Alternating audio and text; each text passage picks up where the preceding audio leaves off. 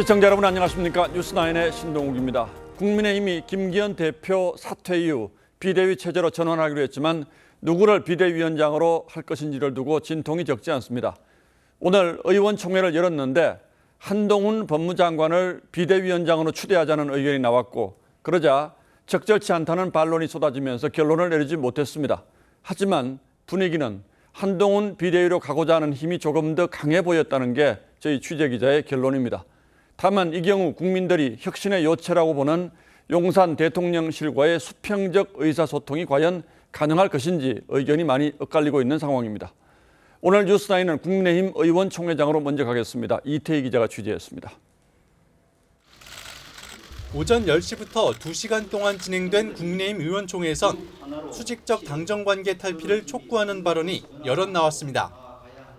발언대에 오른 18명 중 절반 가까운 의원들이 대통령실과의 관계를 수평적으로 만들어야 한다. 용산에 쓴소리를 할 수 있는 사람이 비대위원장을 맡아야 한다고 촉구했습니다. 총선 승리를 위해선 대통령이 먼저 변해야 한다는 지적도 나왔습니다. 좀 할 말은 하는 대통령을 설득시킬 수 있는 거의 한 60% 이상이 그런 발언을 한 것 같아요. 독자적인 정당의 목소리를 낼 수 있는 분, 의원들의 공통적인 의견이지 아닌가 싶습니다. 수도권 승리를 위해 이준석 전 대표와 유승민 전 의원을 품어야 한다는 의견도 나왔습니다. 윤재욱 당대표 권한대행은 대통령실과의 관계가 수직적이란 건 오해라면서도 국민 눈높이에 더 맞추겠다고 했습니다. 수직적이라고 생각을 하지 않습니다. 국민들 눈에 그렇게 비춰진다면 그런 부분들도 고려를 해야 된다고 생각을 합니다. 대통령실에 대한 직접 비판을 자제해왔던 여당 의원들이 이례적으로 목소리를 냈지만 비주류에 국한된 목소리라는 지적도 동시에 나옵니다. TV조선 이태희입니다. 자, 그럼 오늘 국민의힘 의원총회에서 누가 어떤 말을 했는지 더 상세히 분류해서 전해드리겠습니다. 이 내용을 보시면 한동훈 비대위를 둘러싼 국민의힘 내부 분위기가 좀 더 선명하게 보이실 수도 있습니다. 김기현 대표 사퇴와 한동훈 비대위로 이어지는 이 흐름이 뭘 뜻하는지 그리고 반대 목소리에는 어떤 정치적 함의가 있는지 이어서 윤동빈 기자가 전하겠습니다. 의총에서 가장 먼저 비대위원장 후보로 거론된 인사는 한동훈 법무장관이었습니다. 김성원, 지성호 의원이 인지도가 높고 참신하다며 추천했고 김석규 의원도 한 장관을 삼고초려해야 한다고 힘을 실었습니다. 하지만 비윤계 김웅 의원은 대통령 아바타인 한 장관으로 어떻게 총선을 치를 수 있냐며 한 장관을 추대하면 총선에서 지고 대통령 탄핵까지 당할 수 있다고 반박했습니다. 이 과정에서 신윤계 초선 이용 의원이 탄핵 발언을 문제 삼으며 보성이 오가기도 했습니다. 한동훈 장관에 대해서는 부정적인 의견이 좀 주로 나왔나요? 각자 의견이 다 다르시니까요. 그 부분에 대해서 소신껏 얘기하신 것 같습니다. 한 장관 외 원희룡 국토부 장관과 김한길 국민통합위원장도 언급됐습니다. 원 장관은 정치 경륜이, 김 위원장은 선거 경험이 풍부하다는 점이 강점으로 꼽혔습니다. 비대위원장을 통해서 어떻게 리더십을 세울 것이냐 가지고 다 의원들이 허심탄회하게 얘기를 했는데 윤재욱 당대표 권한대행은 다음 주 월요일 현역 의원과 원외 당협위원장이 모두 참석하는 연석회의를 소집했는데 이 자리에서 비대위원장 윤곽이 나올 가능성이 있습니다. TV조선 윤동빈입니다. 대표직에서 물러난 김기현 전 대표는 오늘도 공개 행보를 보이지 않았고 불출마를 선언한 장제원 의원은 지역구에서 마지막 의정 보고회를 열었습니다. 이 분위기는 또 어땠는지 황병준 기자가 취재했습니다. 지역 주민들이 이름을 연호하자 객석에 앉은 장제원 의원이 눈물을 훔칩니다.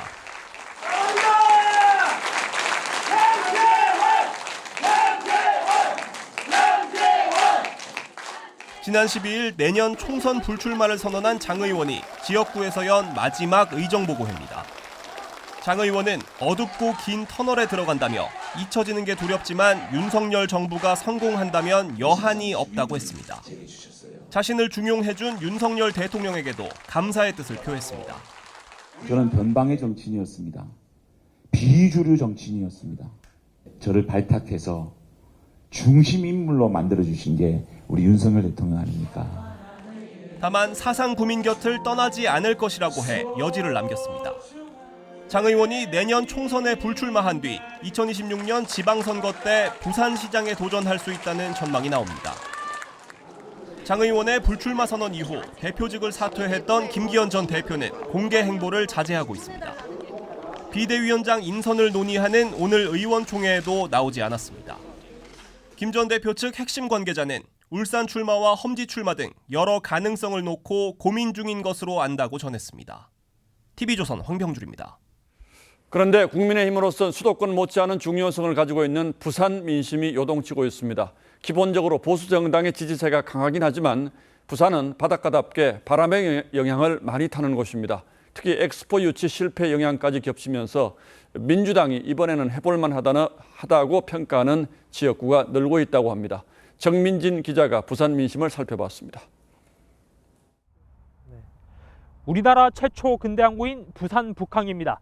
텅 빈 이곳을 부산 엑스포 부지로 활용할 예정이었지만 유치 실패로 빨간불이 들어온 데다 부산이 여당 내 새 시내 중심으로 부상하면서 민심이 요동치고 있습니다.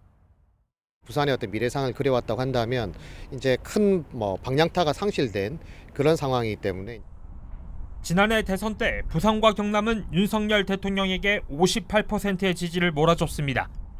대구와 경북을 제외하곤 전국에서 가장 높은 득표율입니다. 하지만 오늘 공개된 여론조사에서 부산, 울산, 경남 응답자 절반을 넘는 52%가 윤 대통령이 직무 수행을 잘 못한다고 답했습니다. 정권이 바뀌었지만 경제는 여전히 어렵고 정부 기조도 실망스럽다는 겁니다. 잘하겠다 싶어서 기대를 많이 했는데 잘한다 하는 게 없잖아요. 야당도 일 끌고 가면서 리더십을 발휘해야 되는데 제 눈에는 그게 안 보였던 것 같아요. 하지만 아직 여론이 한쪽으로 쏠린 건 아닙니다. 여야 어느 쪽도 지지하지 않는 무당층이 부산, 울산, 경남은 25%로 서울담으로 가장 높습니다. 정말 내가 부산을 위해서 뭘 할 건지 혁신을 할 건지 국회의원들이 너무 안 밀어주고 무조건 반대만 하니까. 21대 국회 부산 전체 18석 가운데 국민의힘은 14석, 민주당이 3석을 차지하고 있습니다. 내년 총선에서 국민의힘은 현 지역구 사수를, 민주당은 절반인 9석 확보를 목표로 하고 있습니다. TV조선 정민진입니다. 민주당은 내부 혁신 대신 대여 공세로 총선의 전열을 가다듬고 있습니다. 오는 28일 처리를 공언한 김건희 특검법을 내년 총선에 대비한 가장 큰 징검다리로 활용하겠다는 의도도 분명히 하고 있습니다. 그러면서 여당의 내부 혁신 움직임을 민주주의의 후퇴라고 평가절하했습니다. 오현주 기자가 보도합니다. 혁신일까요? 민주당은 국민의힘 김기현 대표 사퇴와 장제원 의원의 불출마는 혁신이 아니라고 했습니다.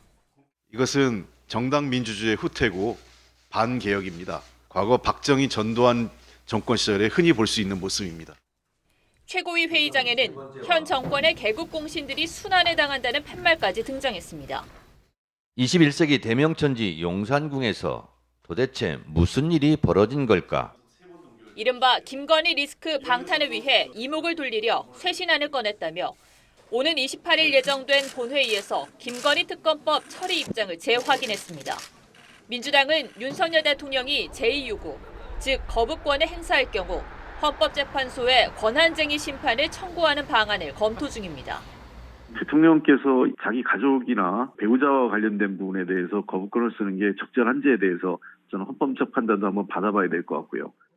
지금까지 양국관리법과 간호법, 노란봉투법, 방송 3법이 대통령 제2요구로 폐기됐는데 이 권한을 제한 없이 계속 행사할 수 있는지, 또 가족과 연관된 사안도 권한 행사가 적법한지 따지겠다는 겁니다. 다음 주부터 장관 후보자들에 대한 인사청문회가 줄줄이 예정된 데다 예산안과 쌍특검 처리까지 맞물려 여야의 충돌이 불가피해 보입니다. TV조선 오현주입니다. 민주당에선 총선 공천 적격자로 발표된 이재명 대표의 특보가 하루 만에 부적격으로 뒤집히는 일도 있었습니다.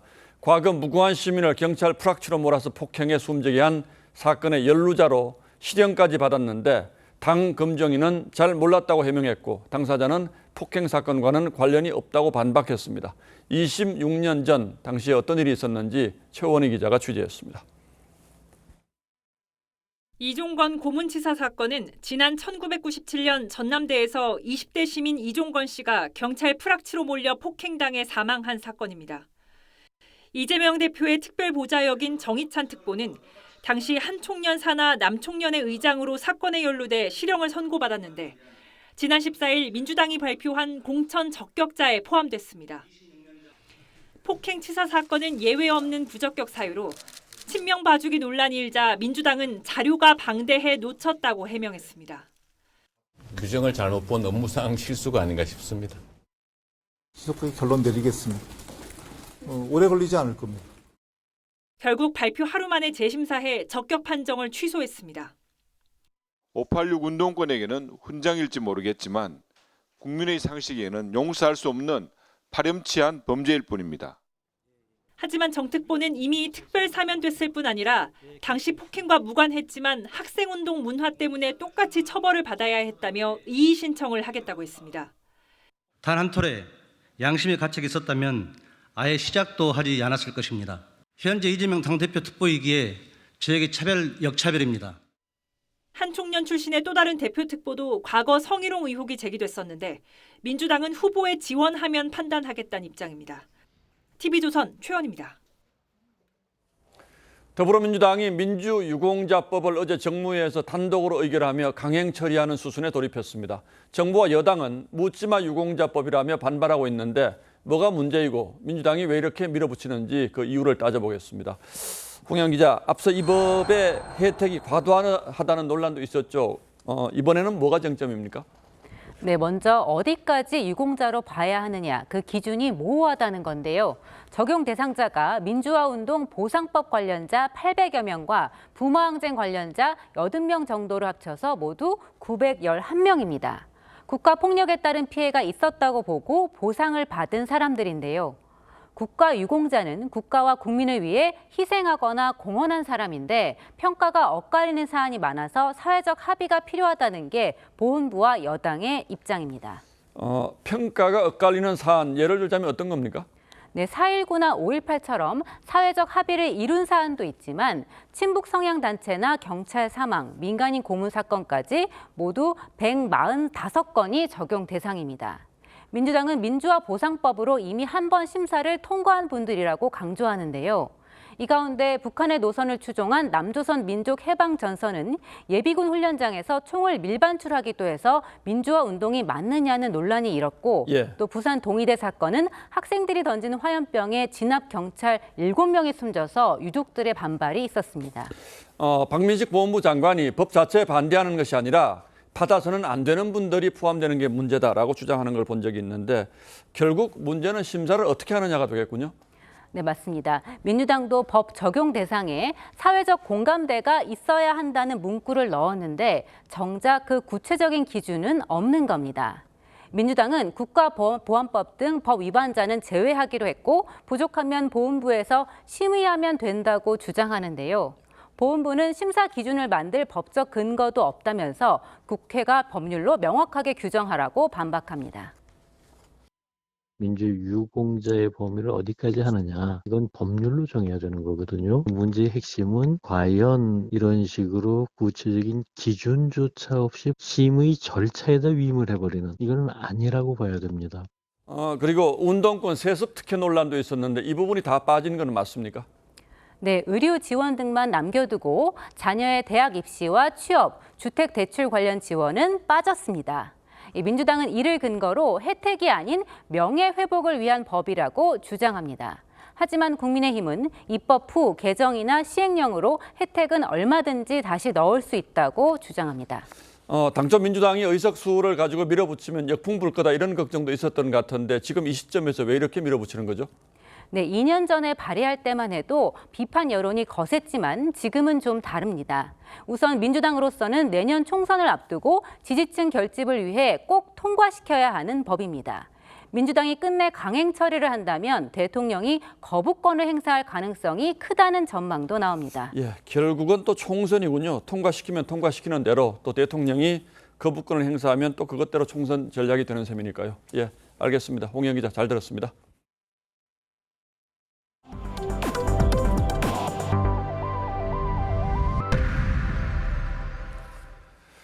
북한이 올해 안에 대륙간 탄도미사일 ICBM을 발사하려 한다는 징후가 포착됐습니다. 한미 군 당국이 북한 순안공항 일대를 관심 지역으로 설정하고 집중적으로 감시한 결과인데 이 추운 연말에 북한이 왜 또다시 도발에 나서는지 이태영 기자가 그 배경을 취재했습니다.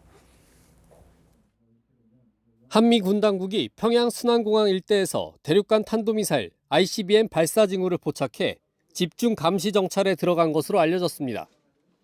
군 관계자는 해당 지역을 POI라 불리는 관심 지점으로 지정해 구체적인 준비 정황을 확인 중이라며 날씨에 따라 이르면 다음 주 중후반 발사 가능성이 있다고 했습니다. 2차 한미 핵 협의그룹 회의 참석차 워싱턴을 방문한 김태효 안보실 1차장도 이달 중 북한이 ICBM을 발사할 가능성이 있다고 했습니다. 북한이 연말 당 전원회의를 앞두고 내부 결속 차원에서 군사적 도발을 준비하는 거란 분석이 나옵니다. 북한의 눈이라고 불리는 위성이고 또 하나는 김정은이 말한 주먹이라고 얘기한 ICBM 발사를 통해서 자신의 업적으로 가름할 가능성도 있다고 판단이 됩니다. 북한이 도발을 강행할 경우 역대 최다인 한 해 5번째 ICBM 발사가 됩니다. 지난 4월과 7월에 이어 고체 연료 기반의 화성 18형 개량형을 3차 시도할 가능성이 높은데 연료 주입 절차가 필요 없어 이동식 발사대에서 바로 쏠 수 있습니다. TV조선 이태영입니다. 조희대 대법원장이 부임한 뒤 처음으로 전국 법원장 회의가 열렸습니다. 매년 전국 법원장들이 한자리에 모여 현안을 토론하는 자리인데 김명수 사법부 시절 가장 큰 문제로 지적됐던 재판 지연이 주요 의제로 논의됐다고 합니다. 이재중 기자가 취재했습니다. 서울 서초구 대법원에 모인 전국 37개 법원 법원장들. 조희대 대법원장 취임 후 첫 전국 법원장 회의가 열린 겁니다. 조 대법원장은 재판 지연 문제를 최대 개혁 과제로 꼽았습니다. 재판 지연이라는 최대 난제를 풀기 위한 방안을 다각도로 강구해야 합니다. 회의는 신속한 재판을 받을 권리 보장 방안과 법원장 후보 추천제 등 안건으로 4시간 가까이 이어졌습니다. 이 가운데 특히 김명수 전임 대법원장 때 법원 수직 서열화를 막는다는 취지로 도입된 법원장 후보 추천제를 놓고 심도 있는 토론이 이루어진 것으로 전해졌습니다. 취지와 다르게 인기 투표로 전락하고 재판 지연의 주요 요인이 됐다는 지적이 이어져 개혁의 대상이 된 겁니다. 일부 법원장 사이에서 전면 폐지는 비현실적이란 목소리도 있어 일부 수정하는 방안이 유력하게 거론된 것으로 전해졌습니다. TV조선 이재중입니다. 검찰이 백현동 개발 비리 의혹의 핵심 인물 중 한 명인 로비스트 김인섭 씨에게 징역 5년을 구형했습니다. 검찰은 김 씨가 이재명 성남시장 당시 정진상 실장 등과의 친분을 인허가 로비에 활용한 전형적인 지역 권력 토착 비리라고 지적했습니다. 한지연 기자가 더 자세한 내용 전하겠습니다. 백현동 개발 사업 로비스트로 지목된 김인섭 씨가 법정으로 향합니다. 백현동 개발 인허가 과정에 관여하신 거 인정하시나요? 김 씨는 백현동 사업 인허가를 알선해주고 성남도시개발공사가 사업에서 배제되도록 로비한 대가로 개발업자 정모 씨로부터 77억 원과 공사장 식당 운영권을 챙긴 혐의를 받습니다. 검찰은 김 씨에 대해 징역 5년을 구형하고 66억여 원을 추징해달라고 재판부에 요청했습니다. 검찰은 김 씨가 오랜 기간 이재명 당시 성남시장이나 정진상 실장과 정치적 교분을 쌓아왔다며 이 사건은 이 시장 등이 김 씨와 결탁해 민간업자에게 각종 특혜를 부여한 전형적인 토착비리 사건이라고 규정했습니다. 반면 김 씨 측은 이 시장 측과 관계는 있었지만 청탁은 안 했다며 77억 원은 동업인에게 받은 정당한 대가였다고 무죄를 주장했습니다. 김 씨는 2006년 성남시장 선거에서 이재명 캠프 선거대책본부장을 맡았습니다. 김 씨에 대한 선고는 내년 2월 13일 내려집니다. 김 씨 혐의의 인정 여부는 이재명 더불어민주당 대표의 백현동 배임 재판과 공직선거법 위반 재판에도 영향을 미칠 것이란 분석이 나옵니다. TV조선 한지은입니다. 어제 이어 오늘도 전국적으로 눈과 비가 이어졌죠. 내일부터는 기온이 뚝 떨어집니다. 일요일에는 서울 영하 12도, 철원이 영하 17도까지 떨어지는 등 당분간 강추위가 이어지겠습니다. 취재기자 연결합니다. 자, 곽승환 기자, 슬슬 한기가 느껴지지 싶은데 지금 뒤로 상당히 화려한 조명이 보이는군요. 네, 서울 광화문 광장에 나와 있습니다. 형형색색 조명과 영상이 건물 벽에 비춰져 빛의 향연을 펼치고 있는데요. 본격적인 겨울에 맞춰 서울 윈터 페스타도 시작됐습니다. 오늘부터 내년 1월 21일까지 38일간 광화문 광장과 청계천, 보신각, 동대문 디자인 플라자 등 7곳에서 미디어 아트 등 다양한 볼거리가 연출됩니다. 조금 전 열린 개막식에는 오세훈 서울시장 등이 참석해 점등 행사를 진행했습니다.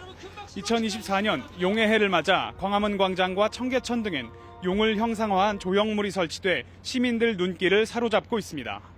네, 볼거리가 상당히 많군요. 그런데 당장 내일부터 강추위가 이어지죠. 네, 서울 도심은 날이 저물고 바람이 불면서 기온도 점차 낮아지고 있습니다. 현재 서울은 영상 4도인데요. 내일부터는 기온이 영하로 뚝 떨어집니다. 내일 아침 서울 최저 기온은 영하 3도, 인천과 강원도 철원은 영하 4도까지 떨어집니다. 낮에도 영하권에 머물면서 춥겠습니다. 기상청은 한반도 북서쪽에서 찬 공기가 내려오면서 주말부터 강추위가 기승을 부릴 것으로 내다봤습니다. 특히 일요일은 강원도 철원의 최저 기온이 영하 17도까지 곤두박질치겠습니다. 이 밖에 서울 영하 12도, 인천 영하 11도, 대구와 부산도 각각 영하 7도와 영하 5도까지 떨어질 전망입니다. 서울시는 모레 오전 9시를 기해 올겨울 들어 첫 수도 계량기 동파 경계를 발령한다고 밝혔습니다. 서울 광화문 광장에서 TV조선 곽승환입니다. 비뿐 아니라 눈까지 쏟아져서 미끄럼 교통사고가 속출했습니다. 이 고속도로에서 오중 추돌 사고가 발생하는가 하면은 블랙아이스로 승합차가 다리 아래로 추락하기도 했습니다. 이승훈 기자가 취재했습니다. 얼음이 연 고속도로에 부서진 차량들이 뒤엉켰습니다. 오늘 아침 7시 45분쯤 서울 양양 고속도로에서 오중 추돌 사고가 나 7명이 중경상을 입었습니다. 눈하고 스머시가 생기면서 그 운전자들 미끄럼 때문에 발생한 거로. 달리던 승합차가 휘청거리더니 반대편으로 미끄러지며 8m 아래 하천으로 추락합니다. 갑자기 기온이 0도 가까이 떨어지면서 일명 블랙아이스가 생겼기 때문입니다. 몸이 좀 얼어 있었다는 부분 외에는 특별하게 확인된 건 없고요. 일단 추가적으로 CCTV나 도로 결빙에 따른 미끄럼 사고는 초겨울인 12월과 1월에 76%가 집중됩니다. 지금은 이렇게 빗물이 흘러내리지만 비가 그치고 기온이 영하로 떨어지면 눈에 잘 보이지 않는 투명한 얼음이 만들어집니다. 미끄럼 교통사고는 치사율이 일반 사고의 1.5배에 이릅니다. 내일부터 강추위가 시작되는데 최근 전국에 많은 눈과 비가 내려 미끄럼 사고 우려를 더하고 있습니다. 급제동, 급가동 시에는 그 차가 운전자의 의지대로 제동이 되지 않을 경우가 많고요. 최근 5년 동안 전국의 도로 결빙 교통사고는 4,609건으로 이 가운데 107명이 목숨을 잃었습니다. TV조선 이승훈입니다. 서울 지하철 복정역에서 이산화탄소가 유출돼서 5명이 다쳤습니다. 내부 공사를 하던 중 벌어진 일인데 전철이 1시간가량 무정차 통과했습니다. 안윤경 기자가 취재했습니다.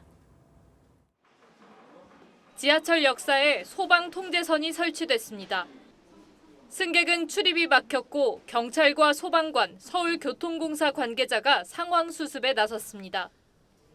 오전 9시 반쯤 서울 지하철 복정역에서 이산화탄소가 유출됐습니다. 불착기 같은 떠르륵 하는 소리가 크게 들렸어요. 그러고 나서 연기가 꽉 찼죠. 이렇게. 전기실 내부에서 차수벽 설치 공사를 하던 중 가스 설비 배선이 파손돼 소화용 이산화탄소가 분출된 겁니다. 이 변전소는 불이 났을 때 빠르게 진화하기 위해 옆방의 이산화탄소 저장실과 내부 배관으로 연결돼 있습니다. 이 사고로 역사 내 엘리베이터 공사를 하던 작업자 5명이 어지러움 등을 호소해 병원으로 옮겨졌습니다. 지하철 승객 등 추가 인명피해는 없었지만 상하행선 열차가 무정차 통과하면서 큰 불편을 겪었습니다. 마냥 기다릴 수는 없어가지고 도착하는 지하철이 하나 있길래 그냥 그거 타고 함정거장 지나와서 출근을 다 했거든요. 소방당국은 인력 80여 명과 장비 24대를 동원해 역사 내 이산화탄소 희석 작업을 벌였고 지하철 운행은 1시간여 만에 재개됐습니다. TV조선 안윤경입니다.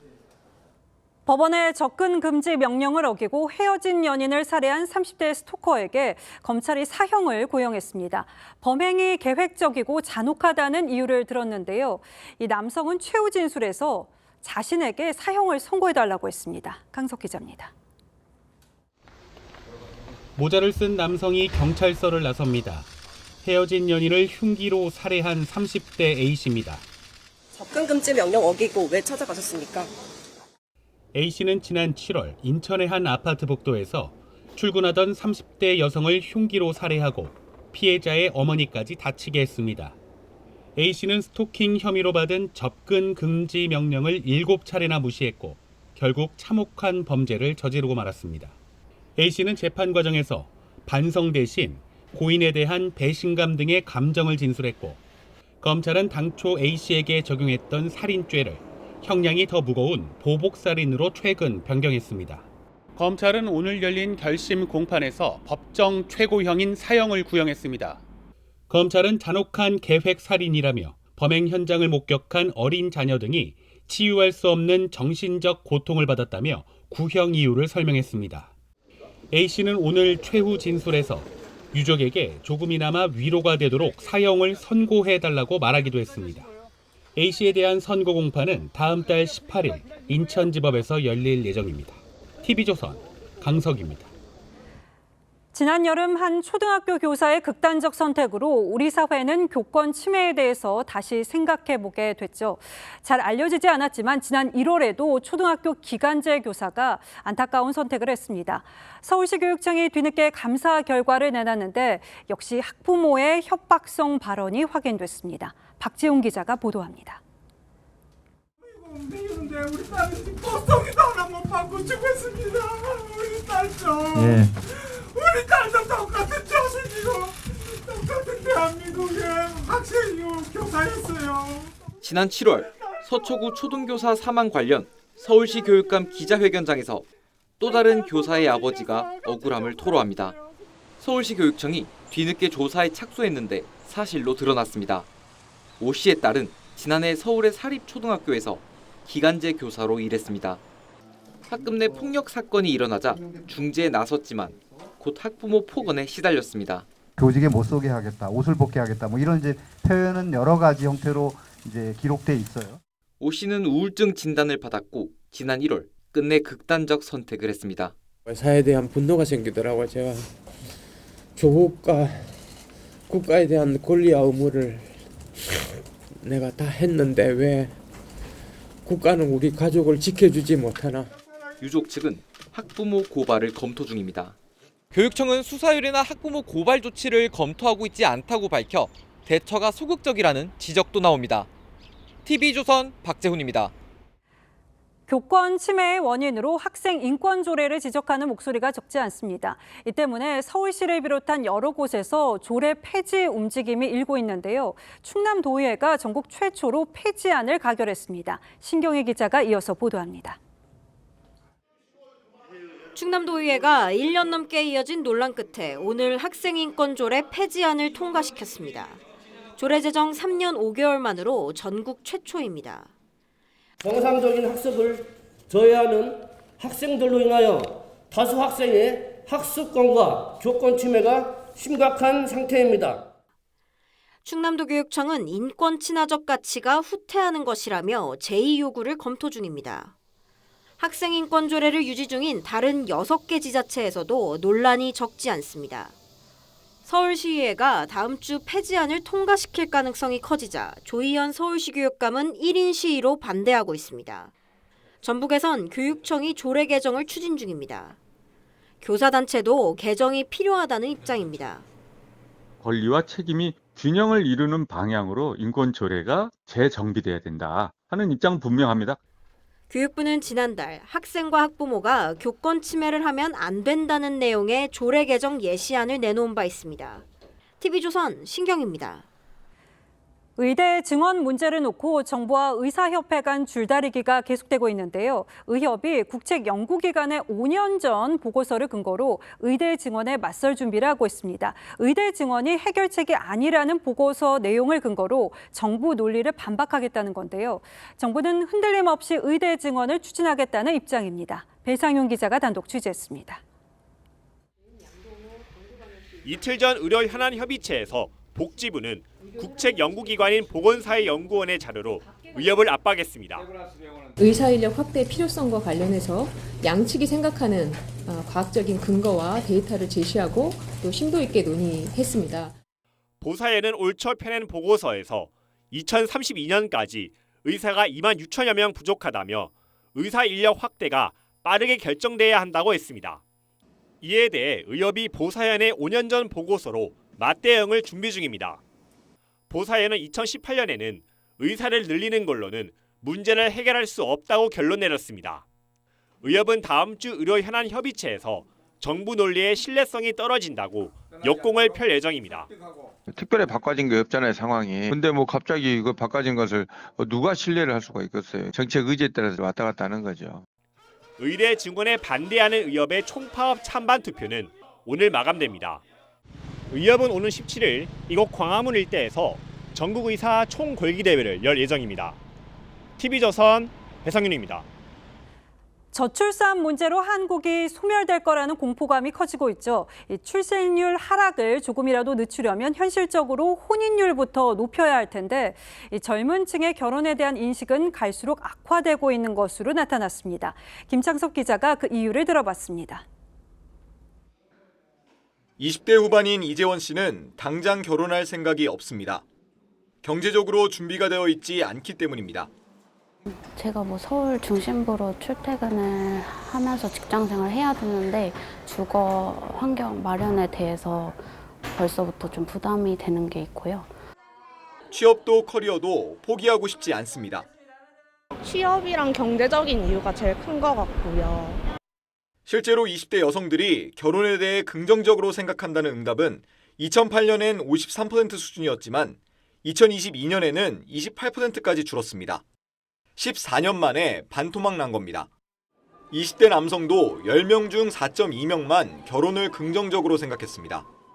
결혼을 꺼리는 주된 이유로는 모든 연령대가 결혼 자금 부족을 1위로 뽑았는데 20에서 30대가 중장년층보다 이 응답 비율이 더 높았습니다. 결혼이 비용이 부담되기도 하고 뭐 오히려 결혼을 하면 배우자랑 조율할 게 더 많을 것 같아서 결혼 후 자녀가 없는 소위 딩크족에 대한 생각도 변했습니다. 젊은 층은 무자녀에 대한 긍정적 인식이 5년 새 16%포인트나 늘어난 반면 부정적 인식은 18%포인트 줄었습니다. 사실 잘 할 수 있을지에 대한 두려움도 조금 있는 것 같습니다. 정부는 저출산 현상을 국가 존립이 위태로울 수 있는 위기 상황으로 인식한다며 내년 초까지 특단의 대책을 마련하겠다고 밝혔습니다. TV조선 김창섭입니다. 올해 해외여행 다녀왔다는 분들 주변에 많습니다. 물가가 많이 오른 걸 감안하면 여행 경비 부담도 만만치 않은데요. 그래서일까요? 내년에는 여행도 외식도 줄이겠다는 계획이 많은 것으로 조사됐습니다. 지선호 기자입니다. 연말을 맞아 북적이는 인천공항 터미널.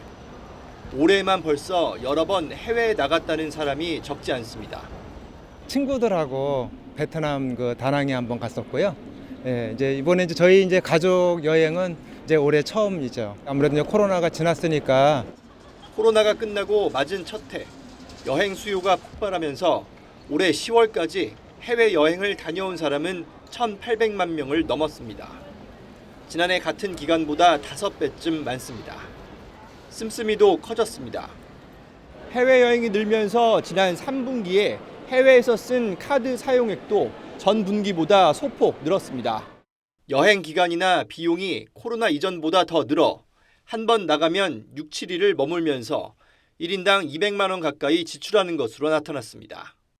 오랜만에 해외여행이라서 좀 마음껏 쓰자는 생각으로 저축해왔던 여행비를 쏟고 있습니다. 비상금을 좀 털었습니다. 하지만 내년에도 이런 분위기가 이어지기는 어려워 보입니다. 주머니 사정이 안 좋아지면서 내년에 소비를 줄이겠다고 답한 사람이 절반을 넘었습니다. 특히 이 가운데 여행, 숙박, 외식 품목을 줄이겠다는 응답이 가장 많았습니다. 취미 활동이나 아니면 외식비라던가 이런 걸 좀 줄이고 쇼핑이라던 걸 줄이고. 코로나 이후 찾아왔던 플렉스와 보복 소비의 시대. 고물가와 고금리 아래 저물어가고 있습니다. TV조선 지선호입니다. 홍콩 주가 지수에 따라 수익이 결정되는 홍콩 ELS 파문이 갈수록 커지고 있습니다. 홍콩 주가가 극적으로 회복되지 않는 한 내년 초부터 수조 원대의 원금 손실이 불가피한 상황인데 투자자들은 은행 측이 위험 가능성을 충분히 설명해 주지 않았다며 보상을 요구하고 나섰습니다. 김주영 기자가 취재했습니다. 굳은 비가 내리는 서울 여의도 한복판. 검은 비옷을 입은 이들이 울분을 토합니다. 대부분 고령층입니다.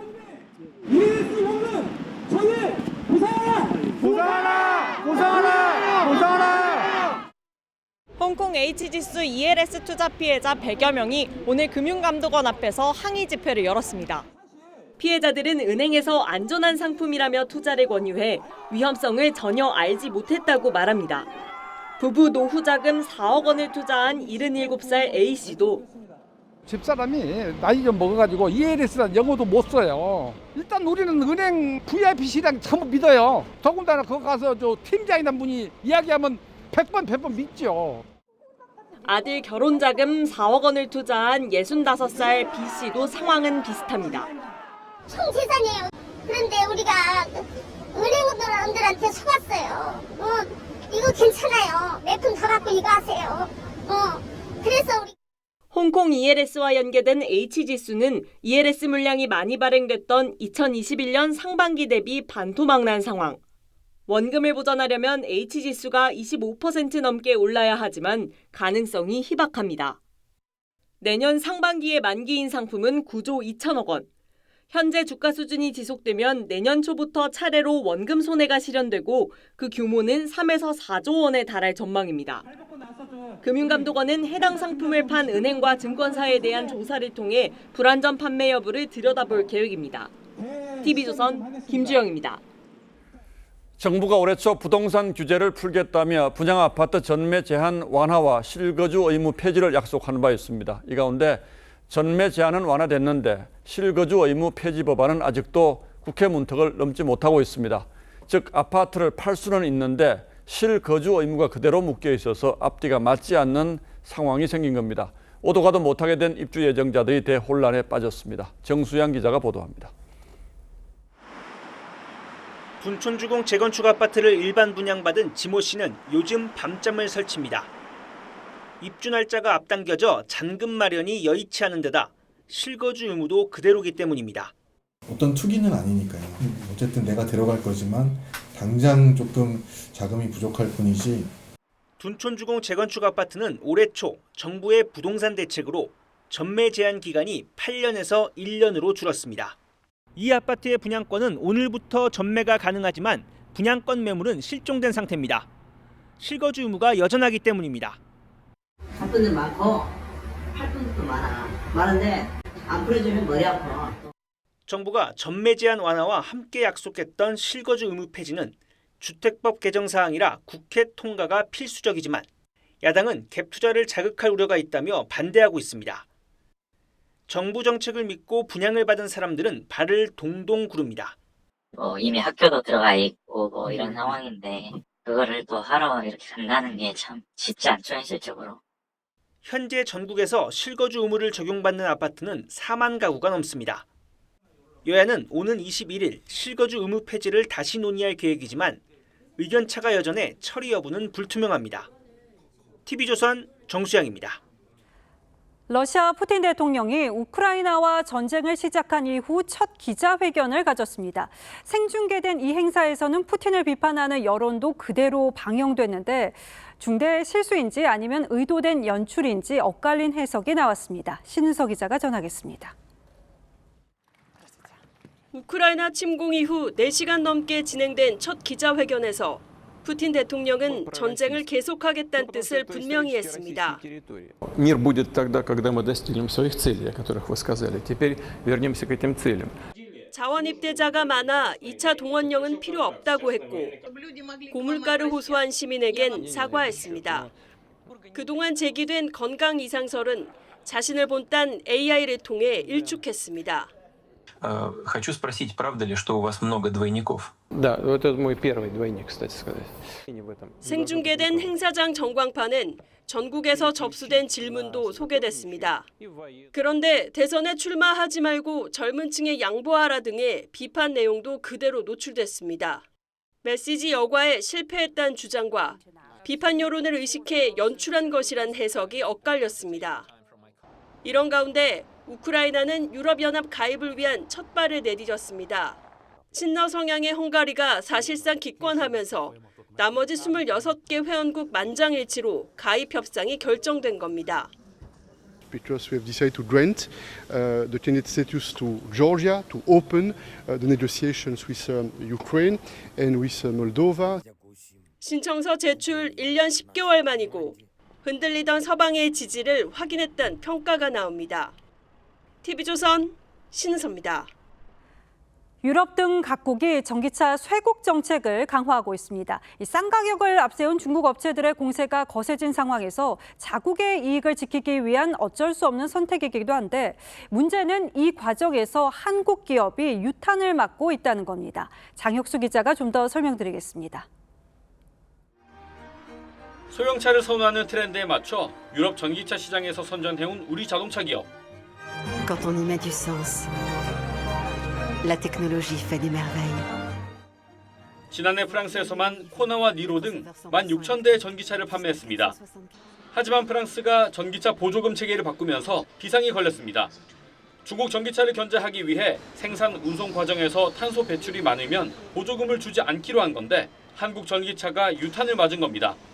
체코에서 생산한 현대차 코나만 남고 아시아에서 생산하는 기아 니로와 소울은 보조금 지급 대상에서 제외됐습니다. 우리 정부는 프랑스에 공식 이의 제기를 했습니다. 유럽도 결국은 자국으로 들어오라는 뜻이거든요. 국내 산업 보호를 위해서라도 어느 정도 산업 시스템을 유지시켜야 되기 때문에. 일본 역시 전기차와 배터리 등 5개 산업 분야와 관련해 일본 안에서 생산 판매하는 기업들만 10년간 최대 40%의 법인세를 감면해주기로 했습니다. 전기차 시장의 성장세가 꺾인 상황에서 각국이 노골적으로 보호무역을 강화하면서 전기차 업계에 겹악재가 닥쳤습니다.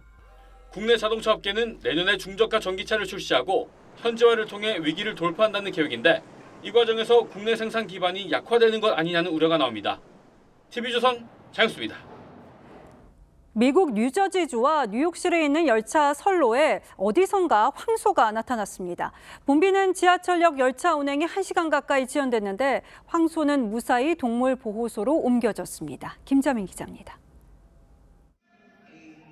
긴 뿔을 가진 황소 한 마리가 열차 선로를 뛰어다닙니다. 놀란 시민들이 뒷걸음질치고 열차 지연을 안내하는 방송이 나옵니다.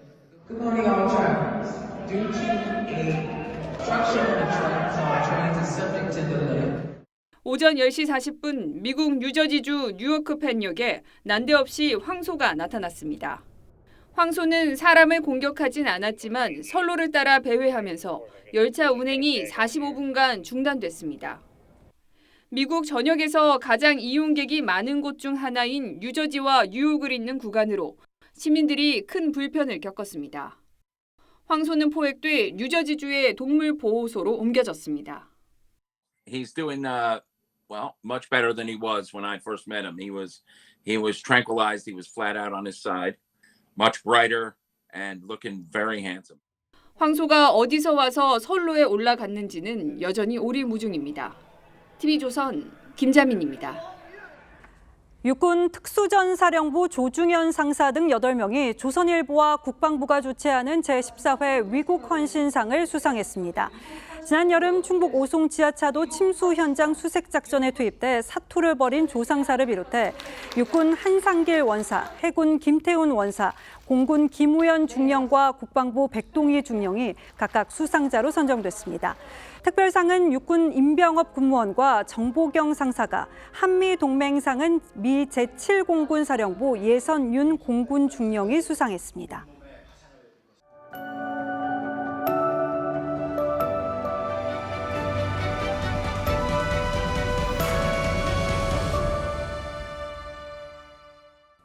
We're going to wash this 3 times. After we've washed it 3 times, we're going to use 1.5 times the amount of water.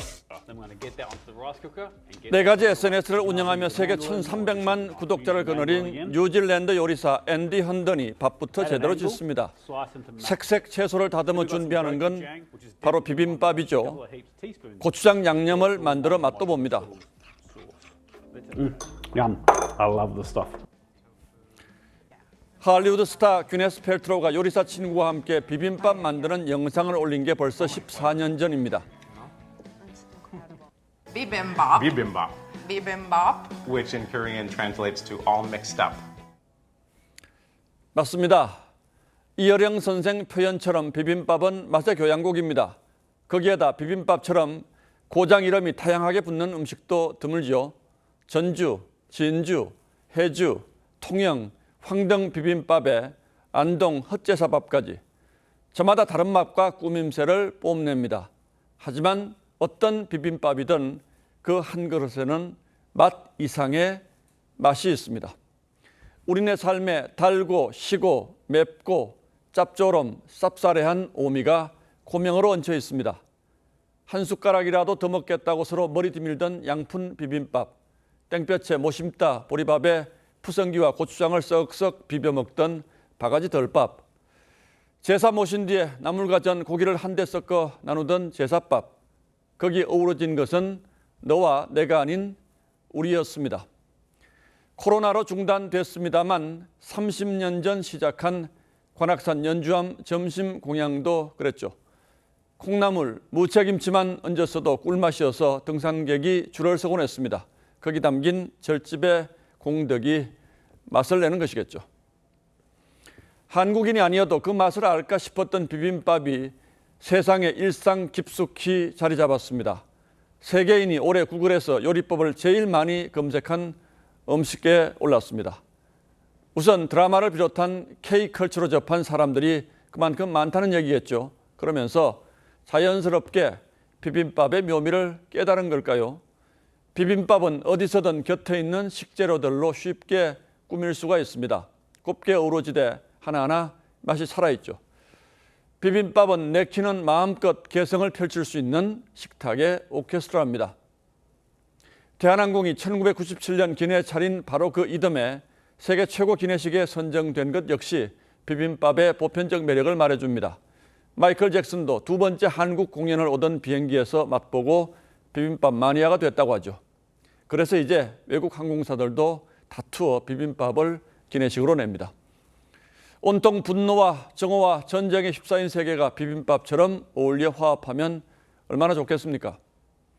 시인이 드센 세상을 비빔밥 지듯 순하게 살자고 합니다.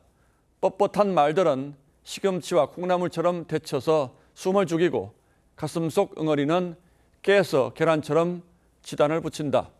고소한 맛이 나도록 감사의 변도 그 위에 참기름처럼 뿌린다. 12월 15일 앵커의 시선은 비빔밥처럼 이었습니다.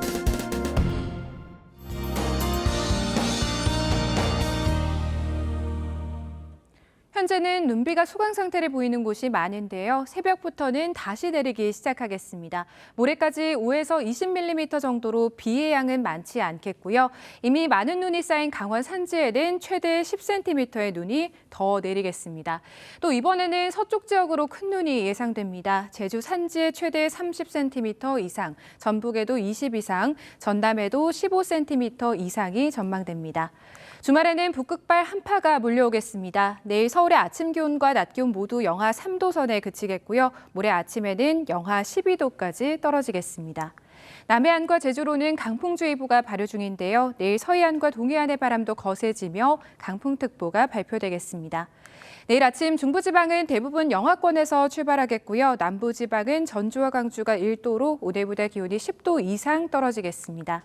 낮 기온은 대구와 여수가 4도로 종일 춥겠습니다.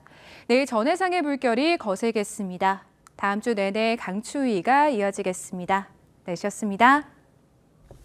12월 15일 금요일 뉴스9은 여기서 모두 마치겠습니다. 시청해주신 여러분 고맙습니다.